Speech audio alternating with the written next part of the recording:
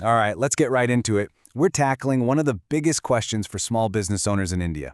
How much should you actually spend on digital marketing for 2026?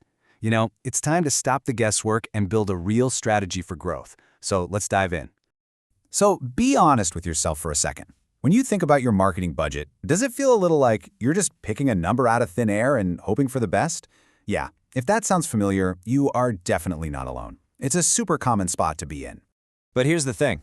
That little guess can have some pretty huge consequences. You're either burning cash on channels that aren't working, or maybe even worse, you're leaving a ton of potential growth on the table just by not investing enough. We're going to fix that today. So you're probably thinking, okay, just give me the magic number.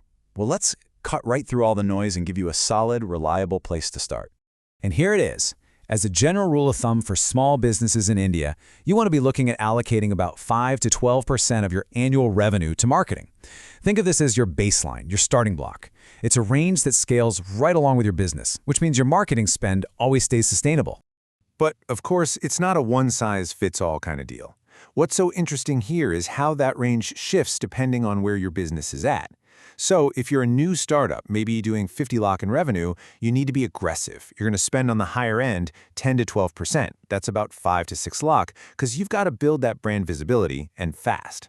Now, on the other hand, if you're an established business, say with 2 crore in revenue, you can be a bit more strategic. You might spend closer to 5 to 8% or 10 to 16 lakh because you're optimizing what you already know works. The big takeaway? Your budget strategy has to grow and change right along with your business. Okay, but hold on. That 5 to 12% is just your starting point.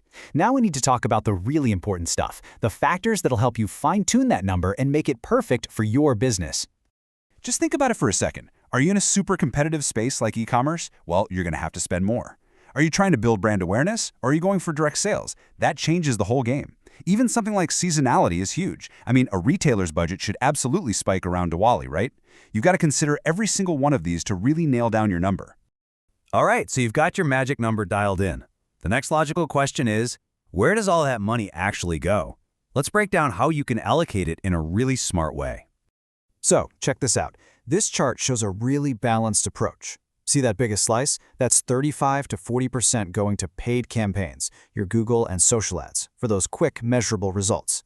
But here's what's really important. Look at that huge chunk, 20 to 25%, that's invested in content marketing. That's your long game. You're building assets like blogs and videos that bring in organic traffic for years, which means over time you can rely less and less on just paid ads.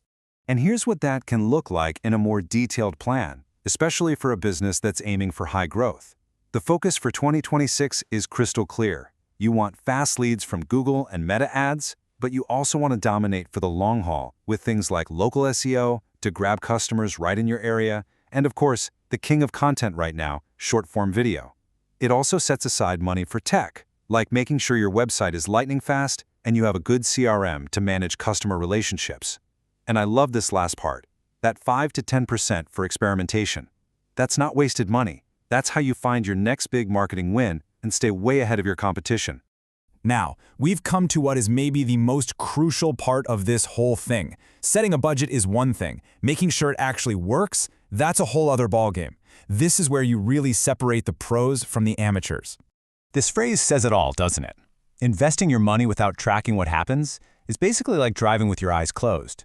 You have to be watching your key metrics constantly to know what's working, what's not, and where you should be putting more of your money. The very first metric you absolutely have to know is your customer acquisition cost, or CAC. All this means is, how much money does it cost you in marketing to get one new customer? Knowing this number is like step 1 to building a marketing machine that's actually profitable. And the second one is the classic, return on investment, or ROI. It's simple. For every 1 rupee you put into marketing, how many rupees do you get back out? This is your proof. It tells you if your marketing is just an expense or if it's a real investment that's fueling your growth. Seriously, tracking CAC and ROI isn't just a nice to have, it's the only way you'll know for sure if your strategy is working. This quote just nails it. It's all about efficiency. So, just as important as knowing what to do is knowing what not to do. Let's take a quick look at the most common mistakes that just drain marketing budgets. Do any of these look familiar? Putting all your money into Instagram ads without ever really testing them, or completely ignoring the long-term power of SEO. Maybe forgetting to ramp up your spending during your busiest season. These are the things that quietly kill your budget, and avoiding them is how you make every single rupee count. So, let's wrap this all up. Here is your action plan, and it's this simple. 1. Find your baseline, that 5 to 12% of your revenue. 2. Adjust that number based on your industry and your goals, then allocate it smartly. And 3. Track everything, relentlessly. That last step is what turns your budget from just a plan on a spreadsheet into a dynamic engine for growth. So, I'll just leave you with this one final thought. Is your budget an expense, or is it an investment in growth? Because a budget is really just a number. A strategy, that's a plan for growth.